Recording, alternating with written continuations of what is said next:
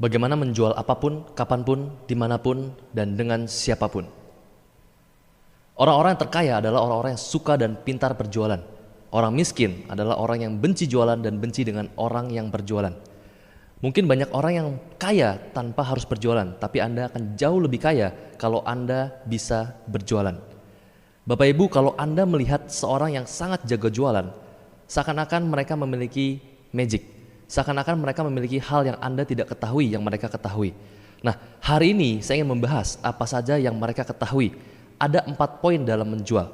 Poin yang pertama, yaitu trust. Poin yang kedua, yaitu need.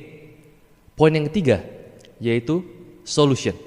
Dan poin yang keempat adalah closing. Nah, mari kita bahas satu persatu. Trust. Trust adalah bagaimana Anda membuat calon konsumen Anda atau calon pembeli Anda percaya kepada Anda. Dalam trust ada 4 hal yang harus Anda perhatikan. Yang pertama adalah penampilan. Banyak orang mengatakan bahwa lebih baik atau lebih penting hati daripada penampilan. Betul. Tapi Anda tidak akan dilihat hatinya kalau penampilan Anda sangat buruk. Bapak Ibu, mungkin tidak kalau misalkan Anda menjual kepada seseorang tapi Anda memakai pakaian yang tidak pantas.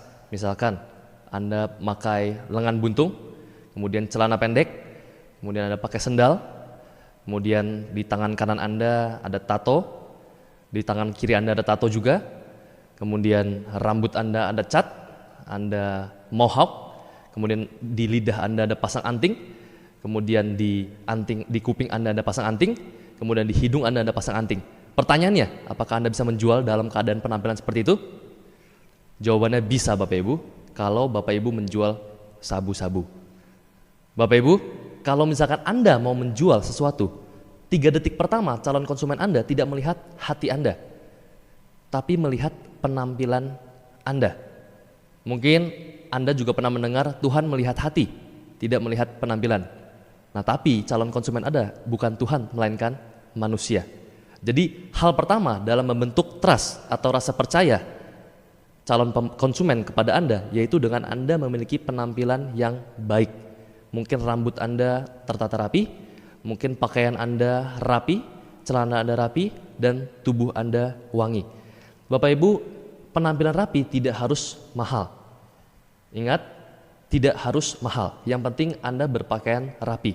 Dan satu hal Bapak Ibu, Anda juga harus wangi. Ya, tidak mungkin Anda menjual tapi Anda bau ketek, Bapak Ibu. Hal yang kedua, bagaimana membentuk trust adalah dengan memiliki reputasi.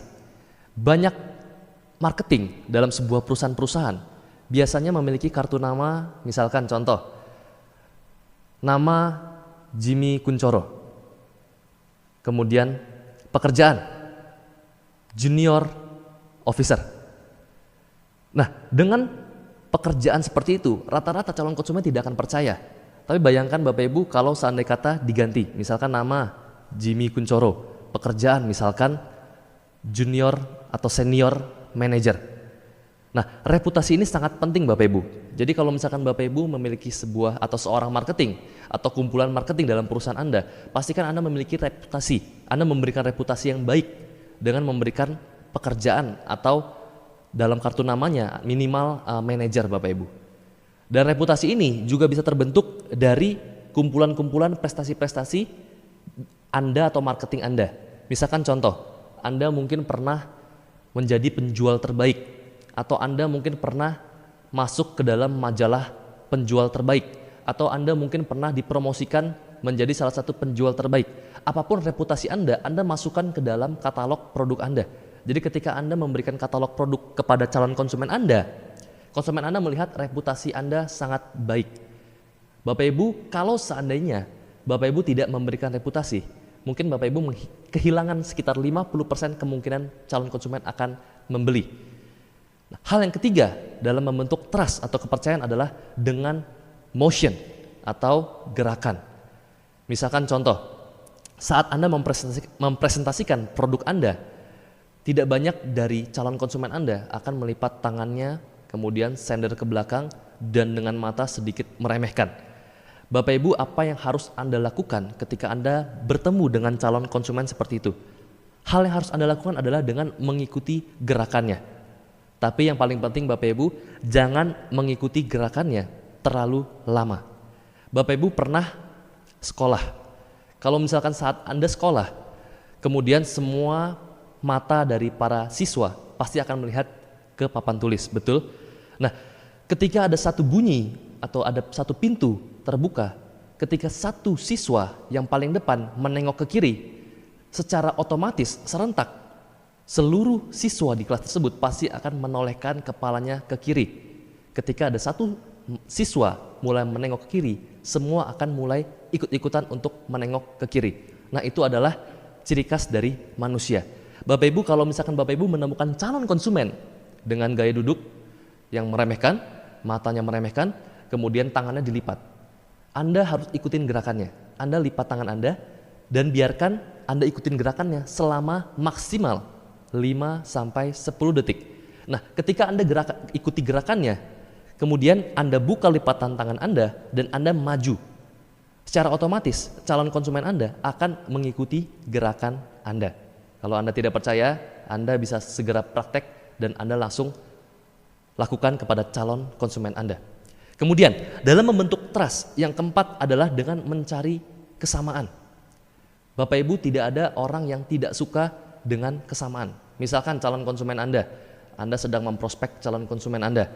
Kemudian Anda ajak ngobrol dulu, Anda ngobrol tentang keluarganya, Anda tanya asal dari mana, oh saya asalnya dari Jawa misalkan. Anda bisa cari kesamaan, misalkan, oh iya saya juga dari Jawa Pak. Ya mungkin di Jawa Tengah, Anda Jawa Barat, yang penting Jawa. Yang penting cari kesamaan. Atau mungkin dia hobinya golf. Ya Anda bisa bilang, oke, hobi saya juga golf. Atau mungkin kalau hobi Anda bukan golf, Anda bisa bilang hobi teman saya juga golf. Jadi Anda harus cari kesamaan. Jangan ketika dia mengatakan hobinya golf, Anda bilang, saya paling tidak suka golf. Ya secara langsung, ya Anda sudah mengusir konsumen Anda. Tapi kalau misalkan Anda cari kesamaan, misalkan dia hobinya misalkan balapan, ya Anda bisa puji hobinya, Anda cari kesamaan, Anda terus cari kesamaan. Nah, ketika trust sudah terbentuk, kita akan masuk ke poin berikutnya. Bapak Ibu, poin berikutnya adalah need. Bapak Ibu, kalau seandainya Anda menjual laptop kepada seorang ibu rumah tangga yang tidak mengerti tentang komputer, pertanyaannya, apakah Anda bisa menjual laptop? Jawabannya hampir 100% tidak. Kenapa? Karena yang dibutuhkan oleh ibu rumah tangga bukan laptop. Ya mungkin yang dibutuhkan ibu rumah tangga mungkin kosmetik atau panci atau lain halnya. Bapak Ibu, poin yang kedua, need adalah kebutuhan. Kalau seandainya kata orang atau calon konsumen Anda membutuhkan kosmetik tapi Anda tawarkan laptop, otomatis tidak nyambung Bapak Ibu. Sudah dipastikan 100% calon konsumen Anda tidak akan membeli produk Anda. Jadi di poin kedua ini, ketika orang sedang menghadapi akhir hajalnya, kemudian ada seorang yang memberi motor, mobil atau rumah, pertanyaannya apakah ia mau menerimanya? Tentu saja tidak Bapak Ibu. Karena ketika orang menghadapi akhir hajalnya, biasanya yang dibutuhkan adalah kasih sayang. Jadi Bapak Ibu, Anda harus mengetahui apa yang menjadi kebutuhan dari calon konsumen Anda.